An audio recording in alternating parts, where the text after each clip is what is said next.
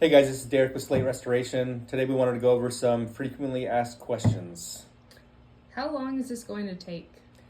That's a tough one. We always tell the homeowner there's two sides to an insurance claim. I guess to back up, if it's an out-of-pocket process, it's a lot quicker, and that determines how much we have to cut out for the mitigation and how quickly the contractor can come in and slap it back together. So typically out-of-pocket claims go a lot quicker and a lot smoother. If it's a claim, I always tell the homeowner our process is 4 to 5 days. Then we kind of take a pause. The adjuster comes out. Sometimes they meet with the contractor, and sometimes the contractor and the adjuster, they have to go back and forth before they get an approved scope. And I've seen that take weeks sometimes. I've seen it take days. It just depends on time of year, how busy they are, and then how quickly the contractor can get things lined up.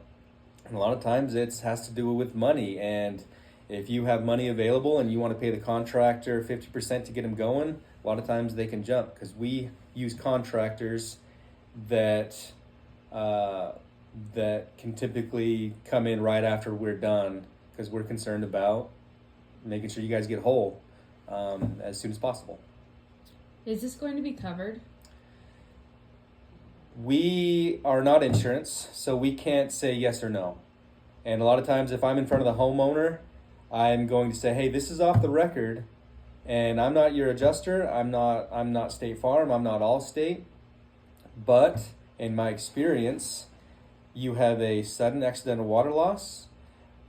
This was a one-time event, and it was a lot of water, and now there's a lot of damage. And in those ones, I'm pretty confident and tell the homeowner, if you file a claim on this, I feel very good that it's going to be covered loss. And a lot of times I see damage where it's a leak over time, and I'm telling the homeowner it's not looking good. I don't think it's worth filing a claim. I think they're going to deny you if you even try. So let's try to keep this one out of pocket. But I always make it clear, I'm not the one that determines that, but I can help you look at a few different things so that you can make an educated decision. Sometimes the damage is well over your deductible and you got to get it taken care of, and sometimes it might be a 50-50 on coverage, and maybe we try and we hope for the best. But ultimately, we want to educate the homeowner on what we've seen in the past, what the policy language states as far as leakage and seepage over time or sudden accidental, and usually it's pretty clear. I've heard horror stories about claims. When am I paying, and how much will this cost? So if it's a claim, if it's a covered loss, typically the mitigation is a 3 to 5 day process, and the Slate Restoration, we just need the claim number, and as soon as we're done with the mitigation, 5 days, 4 days, however long it takes, we take our final numbers, our final measurements, final photos, and we submit an invoice just for that portion alone. That's called the mitigation portion.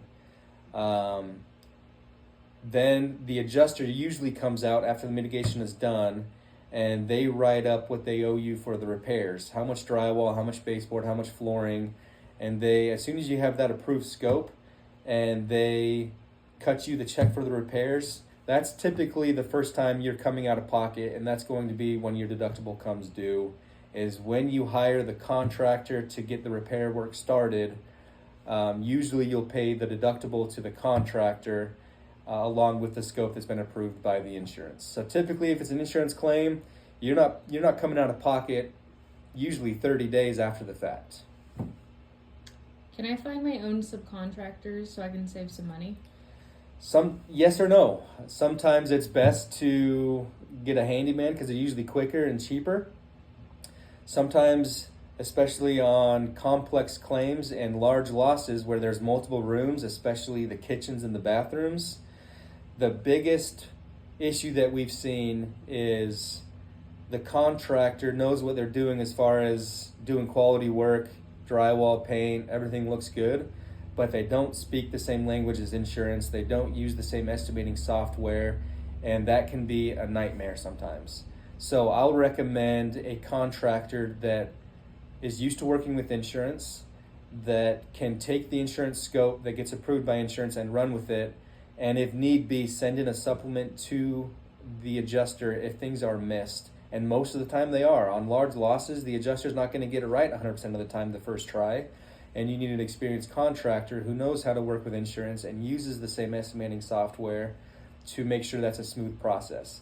But on a smaller loss where it's one room and all we're talking is baseboard and paint, and you have a brother that does that, I don't see a big issue with that. It's just on the complex claims, I'd recommend using somebody that works with insurance and that uses the same software to make it as easy as possible. This is Arizona. There's not really mold here. I don't need to be concerned about that, right? Yes or no. Once again, mold is a very subjective thing. Some homeowners are more sensitive to it, some aren't. If inside your home is 75 degrees and you have a continuous water source and it's inside your wall cavity, you should 100% be concerned about mold. Mold needs little airflow, it needs a contiguous water source, and it needs to be hidden with no light.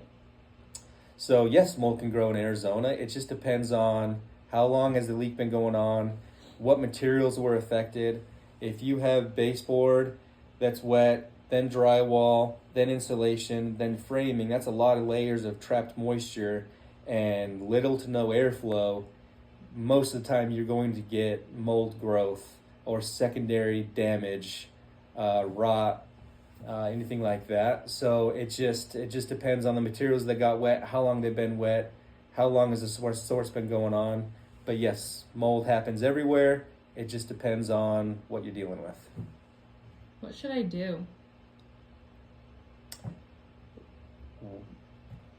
What should you do?